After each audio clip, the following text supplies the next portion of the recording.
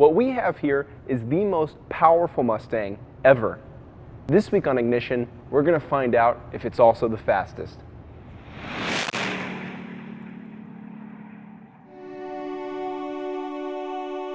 Under the hood of the Shelby GT500 is a supercharged 5.8-liter V8 that makes, you may want to hold your jaw in place for this, 662 horsepower and 631 pound-feet of torque.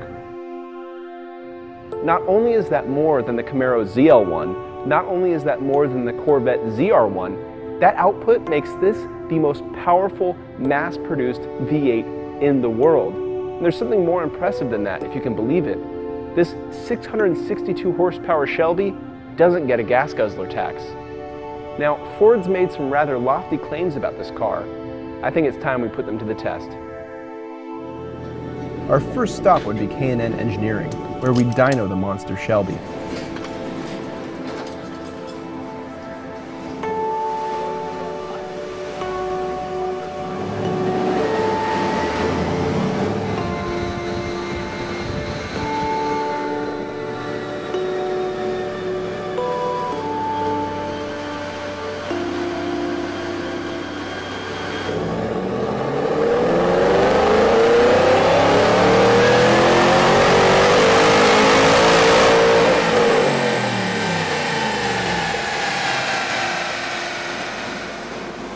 There was one more thing we wanted to find out. I already did the calculations, and it looks like this car would hit 200 miles an hour at the top of fifth gear at about 6,400 RPM. We wanted to find out if that was the case before we attempted it.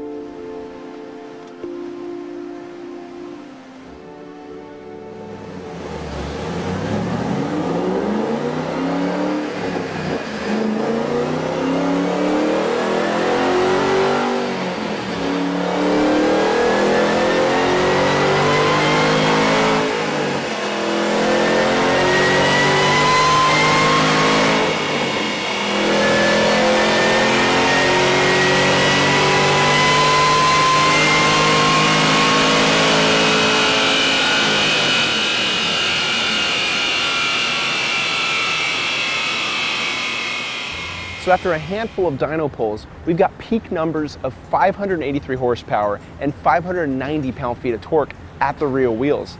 Now, if you apply about a correction factor or a drivetrain loss factor of about 12%, that means that this engine is making horsepower right as advertised, but torque might actually be underrated by as much as 30 pound-feet.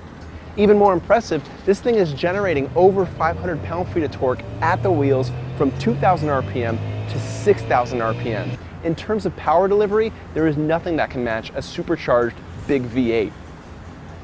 Now that we knew how much power we were working with, we'd head to the test track to perform our standard set of tests. First thing about launching the Shelby GT500 is that the rear tires are very sensitive to temperature, so we're going to get some heat in them really quick.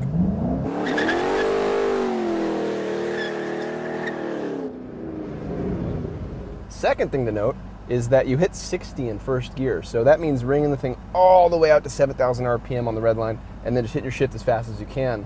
Thirdly, we have launch control, which is a very nice thing to have in a car with 662 horsepower. You have to go into the menu, into the track app settings, select launch control, and through the display you can choose your RPM between 2,500 to 5,200. I've been launching about 3,800, seems to match this surface right, and that's what we'll do. Traction control gets you out of the hole without an issue. 60 comes in 3.5 seconds. Quarter mile, 11.6 seconds at 125.7 miles an hour. It's about half a second faster than the ZL1, and it feels every bit like it. Now for our 60 to 0 braking test. Our best stop from 60 took 101 feet, but following stops took longer and produced a lot of brake odor. Let's begin the figure 8 test in the Shelby GT500, shall we?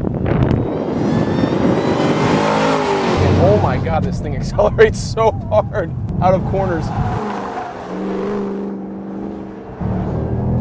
is taking some effort just because of how fast it is. I didn't think it would be that great mid-corner, but I'm really surprised at how capable this thing is around our figure 8 track. It doesn't want to power slide, which is great if you want to set down fast lap times. It doesn't want to understeer, it just wants to grip and go.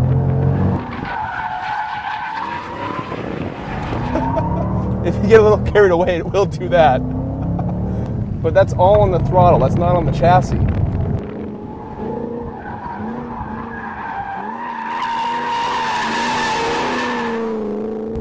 Man, this thing's fun.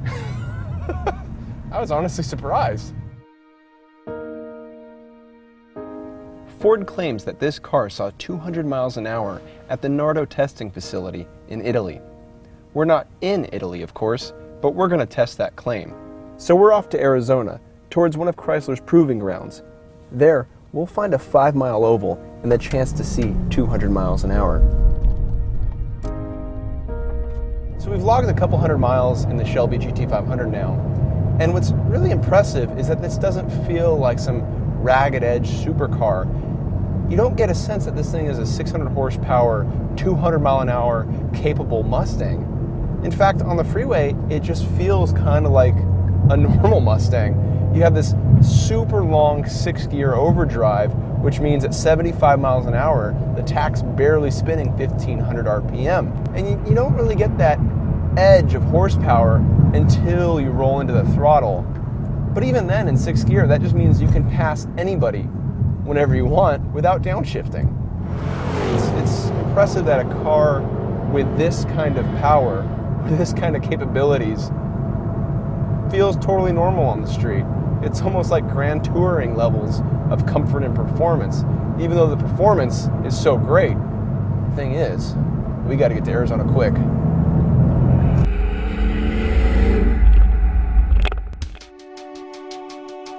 You don't just try and go 200 miles an hour, especially in a Mustang. Every component of the car must be analyzed and prepared. The undercarriage must be inspected. The tires have to be up for the task, heat cycled and free of scratches or excessive wear.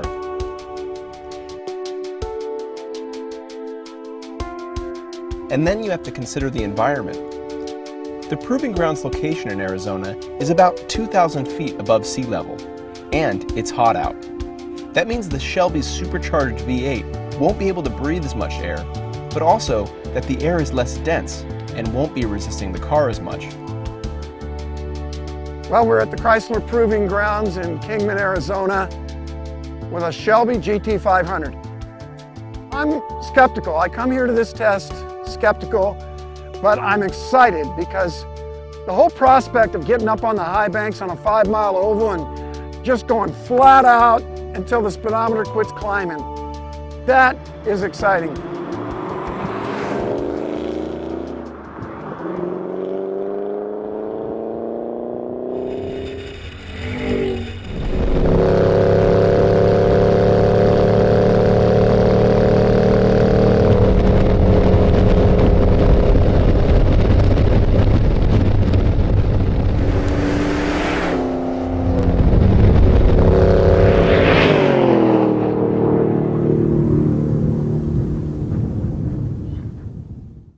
So we have the results from one of Randy's first few attempts here.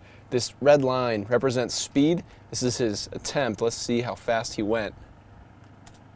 That's 190.73 miles an hour. Not bad for over 100 degrees out. We're going to try again a little bit later.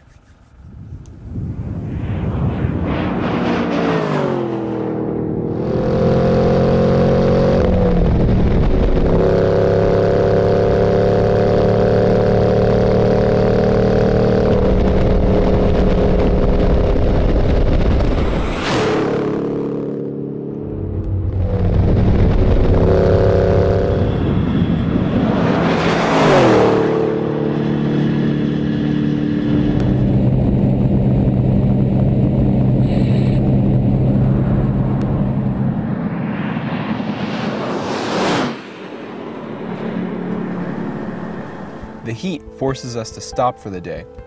We'd try again early the next morning. arriving on track before sunrise when the cooler exterior temperatures would allow the engine to make more power.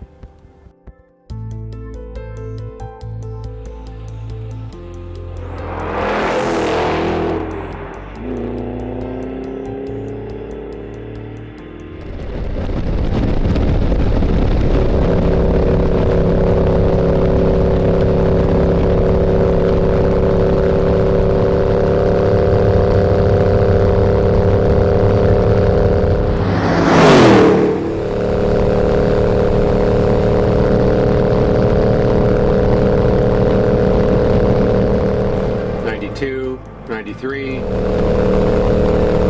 '94, '95.